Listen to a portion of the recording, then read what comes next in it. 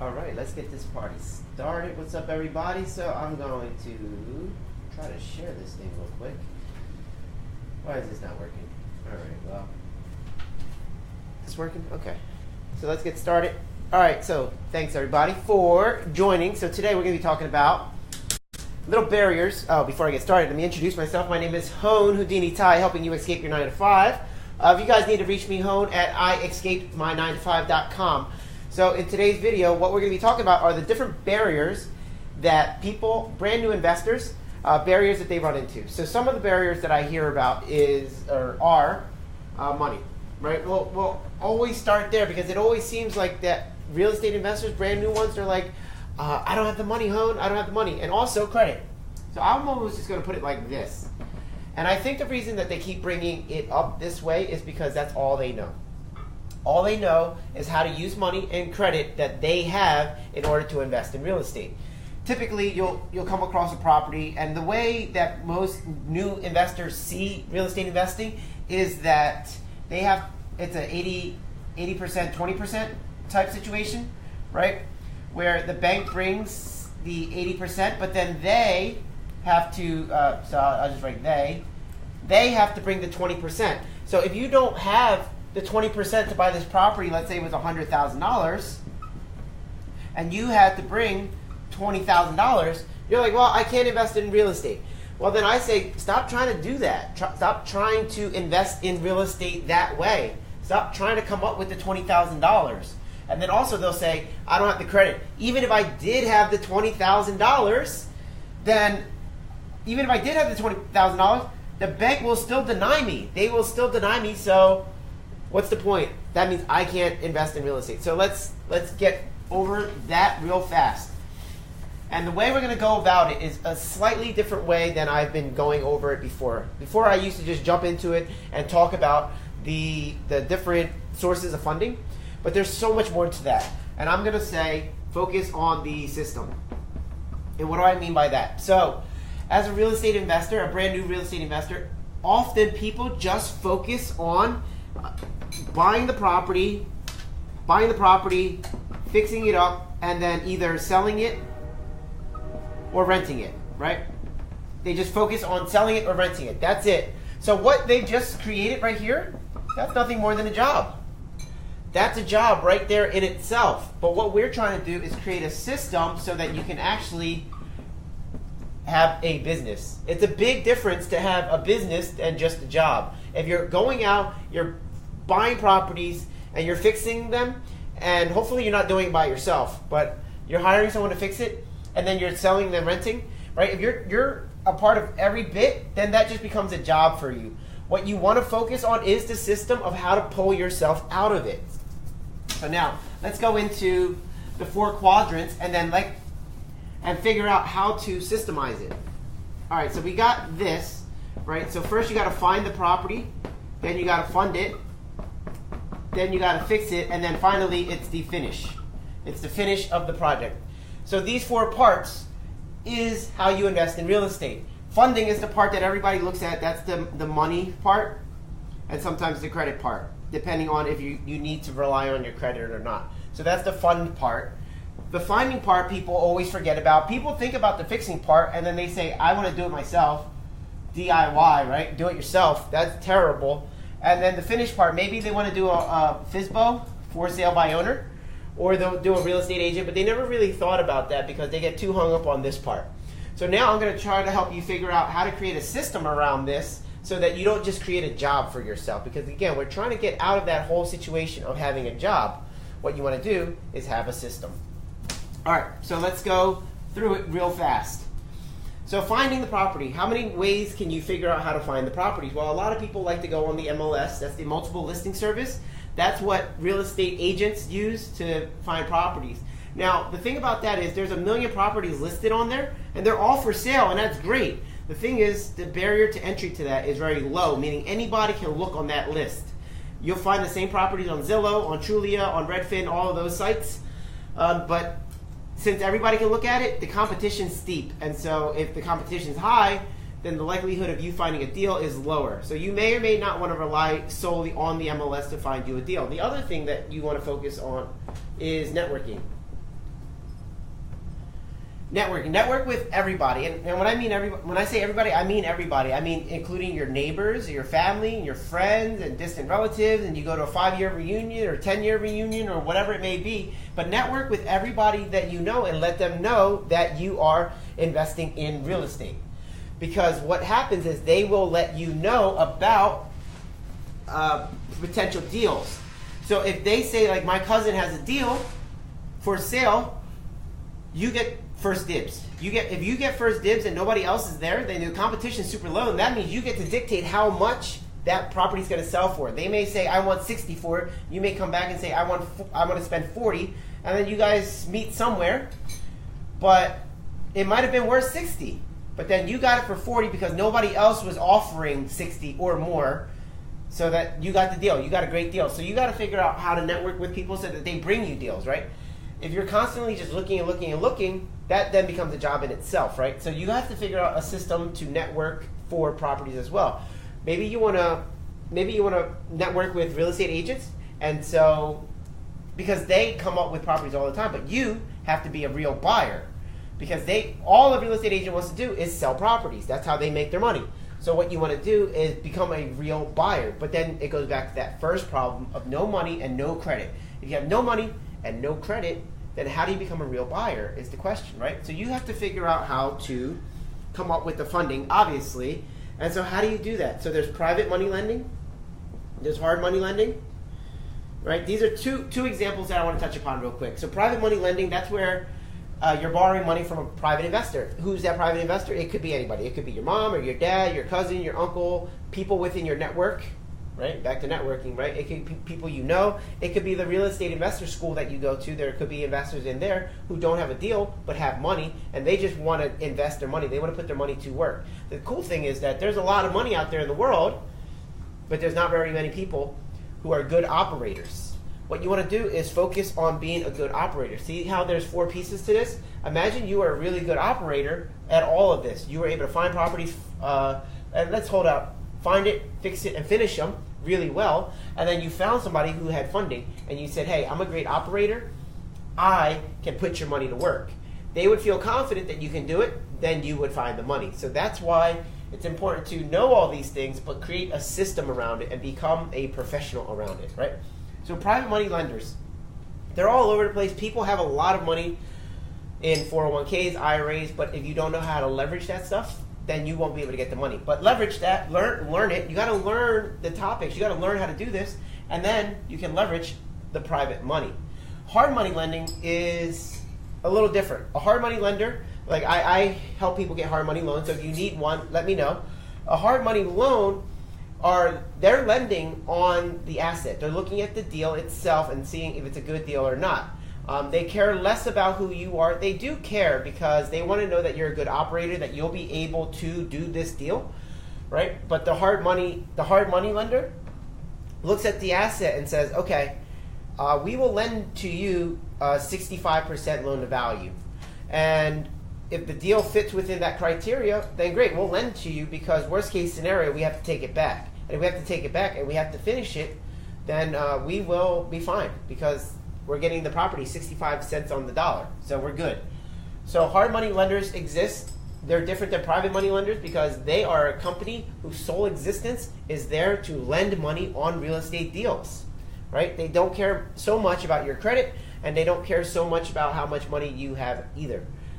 You're a big boy or big girl, and your job is to know how much money you need and to have that, because if you don't have it, they will foreclose on you. So it's important that you know how to do this. You don't just jump into this industry kind of loosely. So make sure you know what you're doing. Now, the fixing part. The last thing I want any of you guys to do is fix the property yourself. Now, if you like doing it, that's fine. But just know that you're not scalable. You can't leverage you. You have, hopefully, 2 hands. Some people have 1, and some people have none. But at most, you have 2. And these 2 hands, if you're swinging the hammer, right? You're holding the thing, and then you're swinging the hammer, you only have 2 hands, and they are occupied. So if those 2 hands are occupied swinging a hammer, then that means you can't swing that hammer at another house. That means you can only do 1 at a time. fixing, the last thing you want to do is to fix it yourself, because you can't scale that. You can't do 5 or 10 properties at the same time. So your job is to figure out who to hire, right? That's your highest and best use. Because if you can, people always say this, and the reason they want to fix it is because I can save money, I can do it myself. That's because they don't value themselves at all. They're saying that they are worth 0 because they're not paying themselves. Because if they were to factor in their costs, then the price would be the same. Because your labor cost versus hiring labor costs for somebody else is the same. So the fact that when somebody tells me that, oh, I can do it myself and save money, that's only because you're not paying yourself. And if you're not paying yourself, that means you value yourself very little. My suggestion is to hire people, because if you have 10 properties going on, here's an example of 4, right?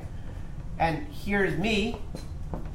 I can have the 4 properties going on because I have contractors on all of them. Or I have one contractor who has multiple people, like crews all over the place, right? So he has enough people to work all those different jobs. If I were fixing it myself, I can only do 1 at a time. You might save, like let's say you save $10,000 doing the one job, right? Because you were able to fix it yourself and you saved $10,000. Well, what if instead of doing the one, you hired and did 4? But here you got to make, let's say you made $40,000 on each of them, right?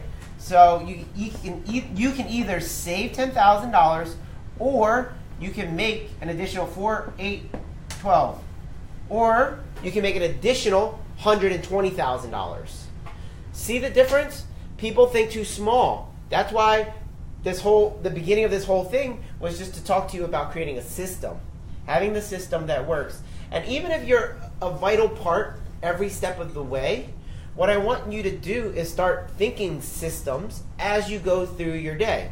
Like, I currently am a vital part within my construction projects. But look, I'm here doing the video for you, right? But my projects are still happening.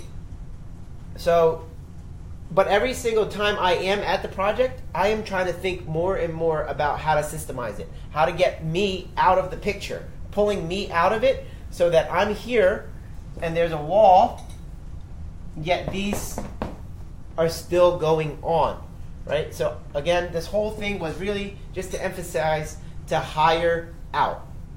Hire out, because if you're escaping your 9 to 5 just to hop into another 9 to 5, that means you've missed a point almost. So I'm trying to get you guys to see what we're doing here. Now finally finish. Now some people, again, I'll write down FSBO, for sale by owner, meaning you list the property and then you do all the showings and then whatever, right? Again, same thing with this concept. Have a real estate agent or whoever it is that you want to hire, have them do the listing, have them do the showings, have them do the work so that you can go out and find more deals. Because this is kind of like a pipeline. None of these exist if this one doesn't happen. You don't need money if you don't have a deal. You can't fix anything if you don't have a deal, and you can't finish anything if you never find a deal, right? So instead of fixing stuff, instead of listing stuff, instead of going to work and saving money, right? Leverage other pieces here so that you can go find more deals. Your job as a brand new investor, and I want to make this crystal clear, your job as a brand new investor is to find more deals. Once you find them, yes, you will have to figure out how to make the rest of it work here, but that is something that you can really leverage. You can begin leveraging this later once you figure out what a good deal is, what it looks like. So stop worrying about this part, because that's where everybody goes. Oh, I don't have the money, I don't have the credit, right?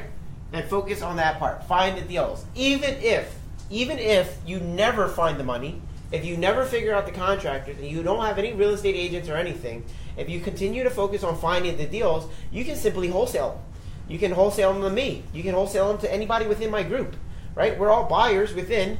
We're just looking for good deals. So if you can find a good deal, then we will find you the money and you will get paid. Now, what is a good deal? That's the question, right? That's a real good question. So we can get rid of all this, right? Like I said, none of this matters. None of that matters if you don't find the deal. So what is a good deal? Well, if it was going to be a fix and flip, right, you got to start at the ARV. That means after repair value, what you're going to sell it for, you're going to subtract the commissions, subtract the closing cost, subtract the rehab, subtract the finance cost, subtract the carry cost, and subtract profit, what the potential buyer might want to make. And then that's the purchase price, right? That is what the buyer will want to pay for the property. And if you're wholesaling it, you just got to figure out how much lower can you get it beyond the purchase price. So if this, after you did this calculation of ARV minus commissions, minus closing, minus rehab, minus finance, minus carry cost, minus profit, and you got a purchase price, see if you can negotiate with the seller a number $5,000 lower than this. If you get it for $5,000 lower than that, and then you sell it to somebody at this price, you've just made yourself $5,000. Really, really simple. So there's the math of it, and that's, if you wanted to figure out what a good deal is, there it is for a fix and flip. But your job is just to find something that fits that criteria. If it doesn't fit that criteria, then you don't have a good deal. And if you don't have a good deal, then you're not offering anything, right? Because you get paid on the value you deliver to the marketplace. Your value is to find things, right? Your value is there to find a property where I, as a buyer, can purchase it and make the profit that I want. The profit that I listed here. After doing all this, I get to make my profit. Then you've delivered value and you deserve the $5,000 that I'll pay you. So it's pretty simple that way, right? So there you go. Hopefully all this, all that I just went through really narrowed it down to show you that this ultimately is the most important part. But then you also want to create a system around every other part. And then eventually you want to create a system around that too. Because what you're trying to do is trying to escape your 9 to 5, right? I escaped my 9 to 5. But if you escape your 9 to 5 just to hop into a job or another a business that happens to be yours, it's nothing more than a job that you own. So if it's a job that you own, you've missed a point. This is so that you can create freedom. The rich look at time as the goal. The poor look at money as the goal. Time is more valuable because it's scarcer, right? Once it's gone, you can't get it back. So the rich are always trying to trade time for money. Money is the tool, time is the goal. Versus people trading their time for money, right? People use time as a tool and then they get money as the result. Don't follow that plan. You want to trade your money for time. And what you got to do is make more money. All right? So we have a meeting tonight. If you're interested, if you're local in the Langhorne, PA area, the address is 920 Town Center Drive. Suite I-15, 920 Town Center Drive, Suite I-15, Langhorne, PA, 19047. That meeting is tonight at 7 p.m. So come out there. If you want to come, be my guest. Just go out there. When you go check in, go say Hone. Hone sent me. I saw his video. I wanted to check it out. I wanted to see what you guys were all about. So come out to that. And you start building your network, because that is the key to all of it, really. It's that network of people who will either provide you the funding, provide you the deal, provide you the contracting, all of that kind of stuff, right? Calvin, you're very welcome. Time is the goal, so I'm glad you appreciate it. And make sure you stay focused on that goal. Again, if you need to contact me, Hone at I escaped my 9 to 5. And what I'm going to be doing from this point forward is I'm going to be doing videos on Mondays at noon. All right, on this channel, on this Facebook page, I escaped my 9 to 5. I'm going to be doing live videos Monday at noon to answer any of the questions that you guys may have, and I'm going to be talking about different topics, because to stumble upon how to do real estate the right way, that's like a crapshoot. That's like Russian roulette. You don't know if it's going to happen, but if you come to watch my videos every Monday at 12 o'clock, you're going to stumble upon great things. So hopefully this video helped, and I will see you either tonight at the meeting or in the next video. Peace.